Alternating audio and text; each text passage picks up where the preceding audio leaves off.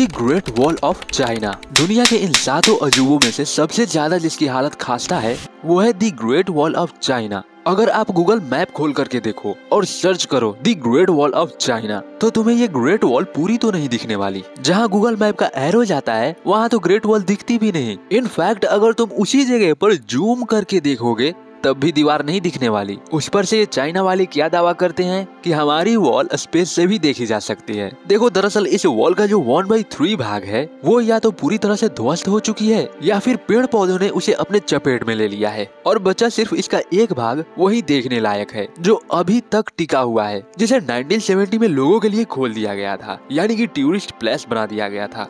By the way, इस the great wall of China की हालत इतनी खास्ता हो भी क्यों ना, इन 7 अजूबों में से सबसे पुराना अजूबा यही तो है। अब चलो इसी बात पर कंपेयर भी कर लेते हैं। पहला, अपना ताजमहल, ये लगभग 392 साल पुराना हो चुका है। सेकंड, क्रिस द रिडीमर, इसकी उम्र लगभग 102 साल है। Third, Machu Picchu and this is 574 years old. Fourth, Chichen Itza, इसकी उम्र 1500 साल। फिफ्थ, कोलोसियम और इसकी उम्र 1900 साल।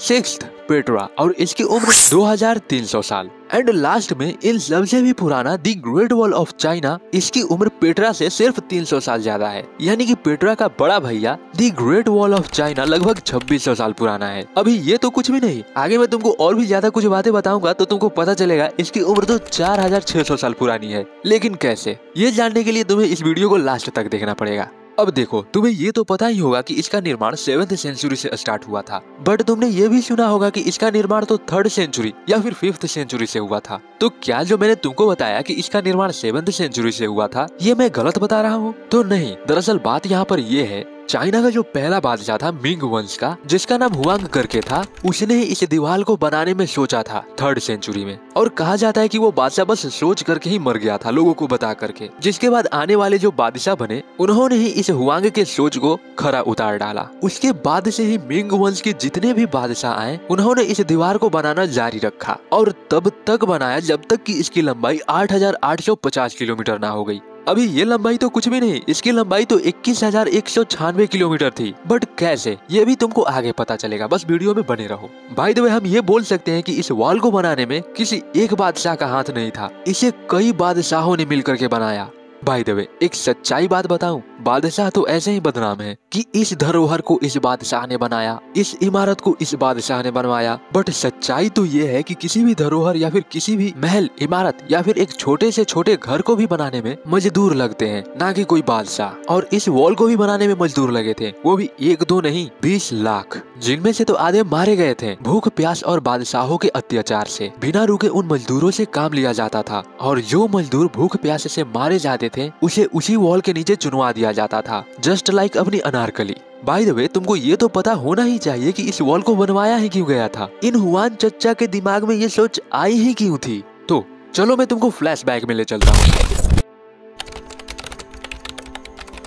आज से करीब 2600 साल पीछे, उस वक्त चाइना में 2 वंश राज किया करते थे जिनका बोल कुछ ऐसे था, मिंग वंश और मंगोल वंश। नाम तो सुना ही होगा। जो मिंग वंश थे चाइना के उत्तर में रहने वाले मंगोल वंश से बहुत ही ज्यादा फ्रस्ट्रेट थे, क्योंकि मंगोल वंश आए दिन मिंग वंश पर हमला करके उनको लूट लिया करते। जब भी रात होती मंगोल मिंगों पर हमला करके यहाँ तक कि मार काट भी करते। कोई भी ऐसा अत्याचार नहीं था जो मंगोलों से बाकी नहीं था मिंगों पर करने के लिए। मंगोल मिंगों का घर लूट लिया करते। मंगोलों का इतना अत्याचार देख करके हुआन चच्चा के दिमाग में एक सोच उत्पन्न हुई और इनकी ये सोच फ्यूचर में आने वाले वैज्ञानिकों के लिए किसी चुनौती से कम नहीं थी। एक सेकंड, कैसे चुनौती, ये मैं तुमको लास्ट में बताता हूँ, अभी कंटिन्यू करते हैं। हाँ, तो हुआन चचा की ये सोच इसी दीवार को बनाने की थी, बट इनकी ये सोच धरी की धरी तब रह गई जब इनको एलेक्सिर कॉन्टेनिंग मर्क्यूरी नाम का जहर दिया गया। हालांकि इनकी मृत्यु एक रहस्य थी, बट कहा जाता है कि हुआन चचा को अमरता का वरदान चाहिए था, तो कुछ चिकित्सकों ने इनको एलेक्सिर कॉन्टेनिंग मर्क्यूरी नाम का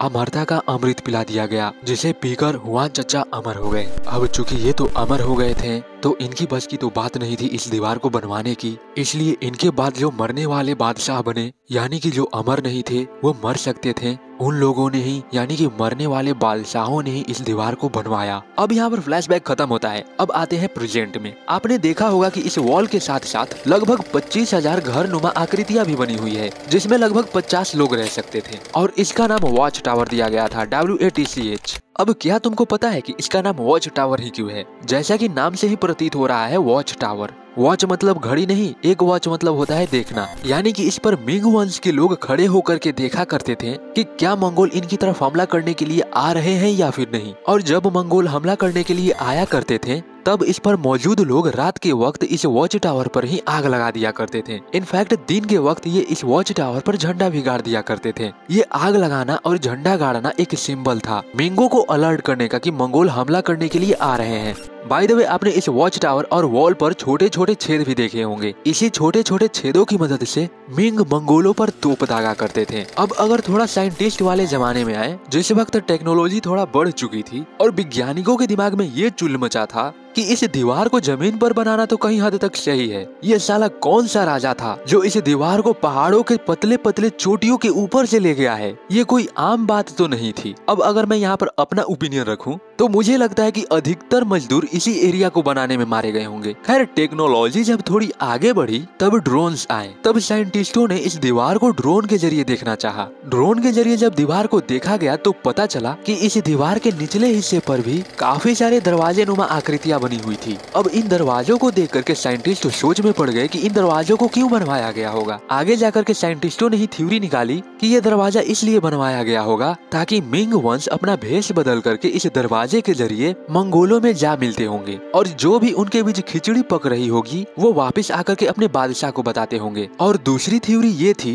कि ये मंगोल जब भी मिंग पर हमला करने के लिए आते होंगे तब इन्हीं दरवाजों के जरिए मिंग्स पहले से ही मंगोलों में घुसपैठ करके उनके कुछ लोग मार देते होंगे। खैर, अब टेक्नोलॉजी इतनी ज्यादा बढ़ चुकी थी कि अब पूरे वॉल को एक सैटेलाइट के जरिए ही देखा जा सकता था। साइंटिस्टों ने सैटेलाइट के जरिए जब इस वॉल को देखा तब उनको पता चला कि ग्रेट वॉल के जैसे ही एक और आकृति दिख रही थी। जब साइंटिस्टों ने उसे रिसर्च करना शुरू किया तब इनको पता चला कि ये भी एक वॉल ही है, जो कि ये वॉल भी ग्रेट वॉल के साथ ही जुड़ा हुआ था। साथ ही ये मिट्टी के टीले जैसे वॉच टावर भी दिख रहे थे, जो कि ये वॉल समय के मार के कारण पूरी तरह से मिट्टी में धंस चुका था। और धंसे भी क्यों ना, क्योंकि ये वॉल दी ग्रेट वॉल से 2000 साल पहले बनाया गया था। यानी कि अब यहाँ पर अगर हम जोड़े तो उसकी उम्र 2000 साल और दी ग्रेट वॉल की 2600 साल, दोनों को जोड़े तो 4600 साल। और अब अगर दोनों की लंबाई को जोड़े तो दोनों की लंबाई मिलाकर के होती है 21,196 किलोमीटर। अगर इस लंबाई को स्ट्रेच कर दिया जाए तो लगभग ये आधी पृथ्वी को कवर कर सकती है। खैर, जब साइंटिस्ट उस पुराने वॉल पर रिसर्च कर रहे थे